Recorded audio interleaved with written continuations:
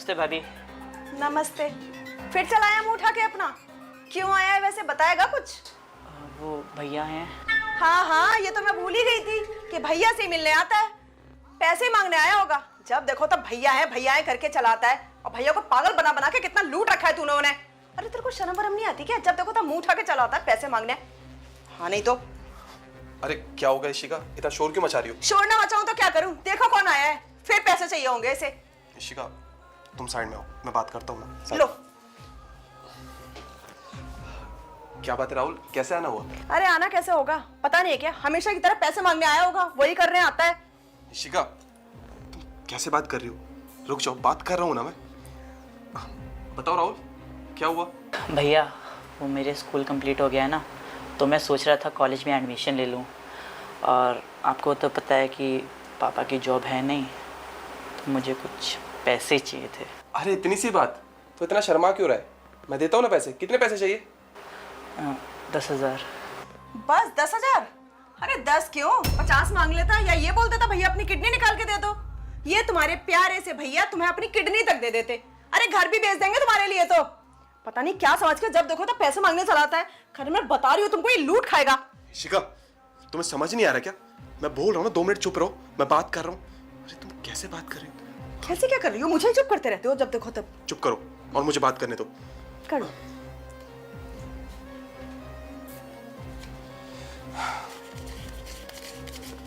करण सोच लो अब भी।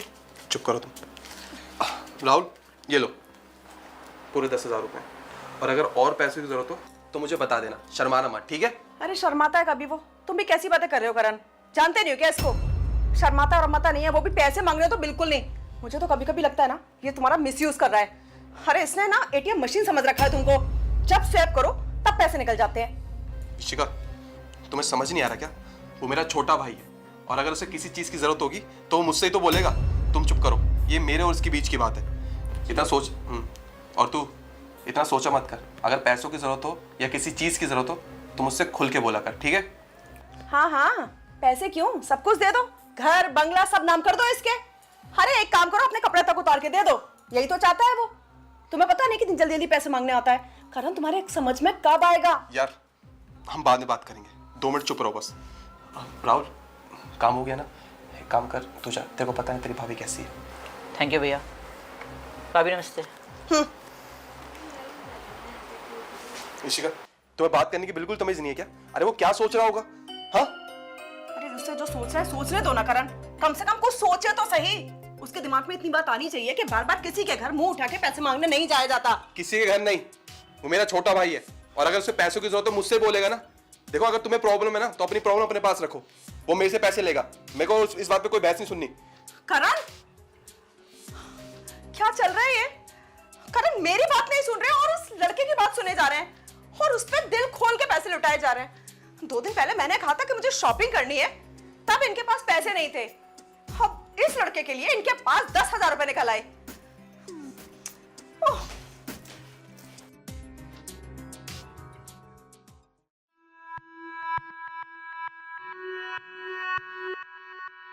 भैया नमस्ते। नमस्ते, कैसा है ना राहुल?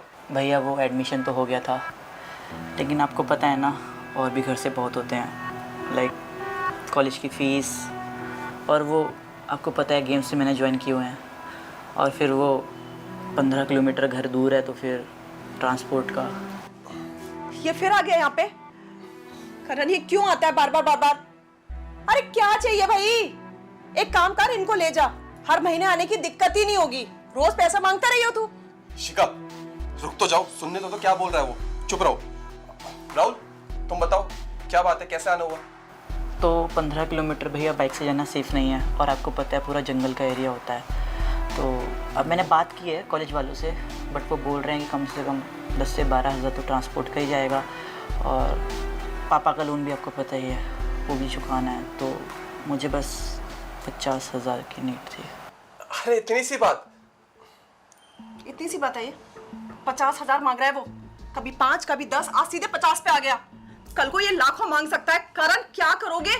तुमने सोचा है? अरे अपनी हालत देखो, कैसे थे कैसे हो गए हो। एक बात बता, तेरे भैया 2400 घंटे तेरे लिए कमा रहे हैं। हाँ, अपना घर भी पाले, तेरा घर भी पाले, ठेका ले लिया उन्होंने। अरे समझ क्या रखा है भाई? इशिका, चुप करो।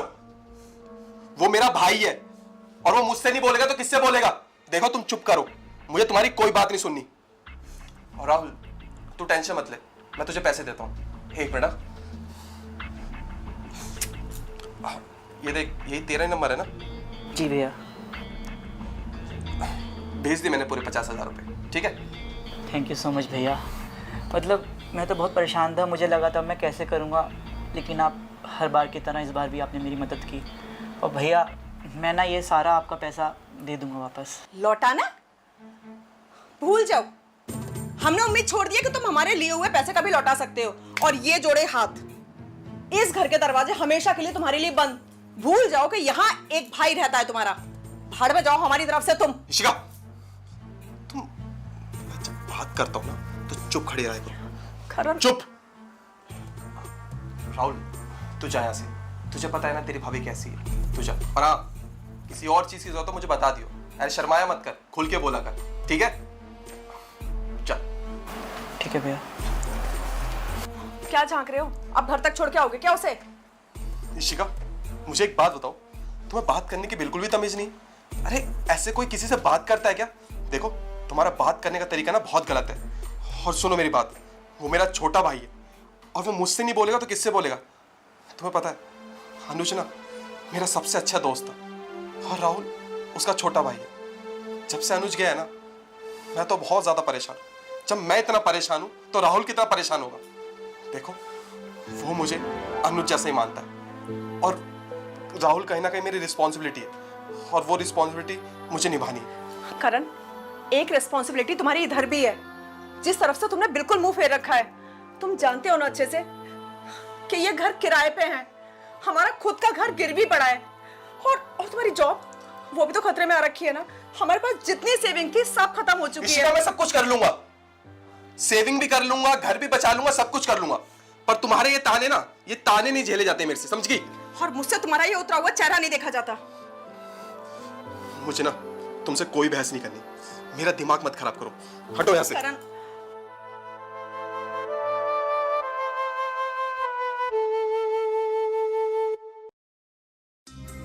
करण, कब तक चुप बैठे रहोगे? देखो, मुझसे तुम्हारी ये हालत नहीं देखी जाती। क्या हुआ है, बताओगे कुछ? इशिका, मेरी जॉब भी चलेगी और जो घर मैंने गिरवी रखा था वो भी मेरे हाथ से चला गया। हे भगवान, अब मेरे पास कुछ भी नहीं है। एक छत थी हमारे पास, गिरवी थी पर थी, वो भी नहीं बची।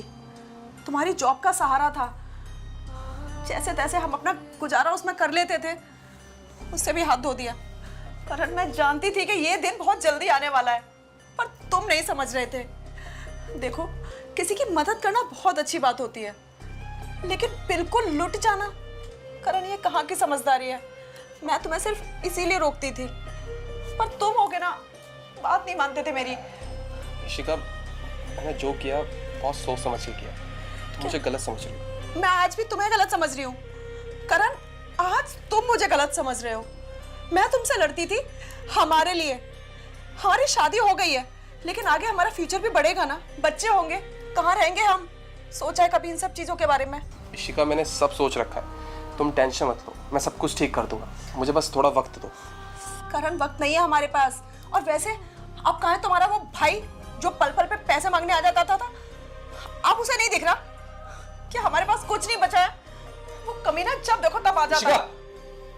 तुम्हें बात करने की बिल्कुल तमीज नहीं है क्या? तुम उसे गाली दे रही हो? अरे वो मेरा छोटा भाई है। अरे राहुल, कैसे आना हुआ? बैठ। नमस्ते भैया। नमस्ते भाभी। नमस्ते। राहुल, बता, सब ठीक है ना? कोई प्रॉब्लम तो नहीं? सब ठीक है भैया, आप बताओ आप कैसे हो? आप करण, बिल्कुल चुप रहना। बिल्कुल ठीक नहीं है तुम्हारे भैया। जॉब जा चुकी है उनकी, एक घर था हमारे पास, वो भी तुम्हारी पढ़ाई में इन्होंने गिरवी रख दिया था। सब कुछ छिन चुका है हमारे हाथ से। अब कुछ नहीं बचा जो हम तुम्हें दे पाए। मैं तुम्हारे सामने हाथ जोड़ती हूँ, प्लीज यहाँ से चले जाओ और अपने भैया को और परेशान मत करो, प्लीज। इशिका, मैं परेशान नहीं हूँ, मैं बिल्कुल ठीक हूँ। राहुल, तो बोल, क्या बात है? भाभी, मैं यहाँ पे भैया को परेशान करने नहीं आया हूँ और ना ही मैं कुछ मांगने आया हूँ। मैं तो आप लोगों को ये बताना चाहता था, आपको पता है आपने जो पैसे दिए थे ना, उससे मैंने दिन रात मेहनत करी और मेरी जॉब लग गई। अरे कॉन्ग्रेचुलेशंस यार, मुबारक हो। लेकिन दुख इस बात का है भैया, आपने मुझे अपना भाई माना ही नहीं। राहुल, ये कैसी बात कर रहा है तू पागल है क्या? भैया मैं सही बोल रहा हूँ, आपने अपना घर गिरवी रखा और वो भी मुझसे छुपा के, मुझे एक बार बताया भी नहीं।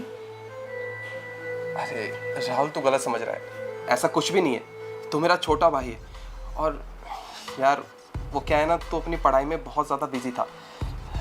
मैंने सोचा मैं तुझे डिस्टर्ब करूँगा तो तुझे भी प्रॉब्लम होगी और मुझे भी प्रॉब्लम होगी, और मैं नहीं चाहता कि तेरा फ्यूचर ख़राब हो, बस इसलिए मैंने तुझे कुछ नहीं बताया। पर भैया आप ये देखो कि अनुज भाई का छोटा भाई हूँ, तो मेरी भी कुछ जिम्मेदारी है ना। खैर, ये लो, ये क्या है? ये आपकी प्रॉपर्टी के पेपर्स हैं। प्रॉपर्टी के पेपर्स तेरे पास? मतलब हमारे घर के कागज? हाँ, मुझे पता चल गया था कि आपने अपना घर गिरवी रखा है, तो जैसे ही मेरे जॉब के पैसे आए, सबसे पहले मैंने आपका मकान छुड़वाया। राहुल, इसकी क्या ज़रूरत थी? खामखा तूने अपने पैसे वेस्ट किए। भैया पैसे वेस्ट? अरे आप उस टाइम मेरे काम आए थे जब मेरे पास कोई नहीं था, ये मेरी जिम्मेदारी थी। और आपको क्या लगा भाभी? भाभी मैं समझ सकता हूँ मैंने बहुत उधार मांगा, लेकिन मेरी नीयत गलत नहीं थी, मैं कुछ करना चाहता था। अरे नहीं नहीं राहुल, ये सब बोल के और शर्मिंदा मत करो मुझे। मैं जानती हूँ मैंने जाने अनजाने तुम्हारे साथ बहुत बदतमीजी की है और तुमको बहुत बुरा भला कहा है, और तुमने उन सब के बदले मुझसे उफ तक नहीं की। बस हाथ जोड़ के माफ़ी मांग सकती हूँ तुम्हें, सॉरी। अरे कोई बात नहीं भाभी, घर की बात है। देखा इशिका तुमने, मैं कहता था ना मेरा भाई बहुत समझदार है और मेरा नाम रोशन ज़रूर करेगा। तुम ही कहती थी कि कुछ नहीं करेगा, आज देखा इसने सब कुछ ठीक कर दिया। हाँ करण, आप तब भी सही थे, आप आज भी सही हैं और आप हमेशा सही रहेंगे।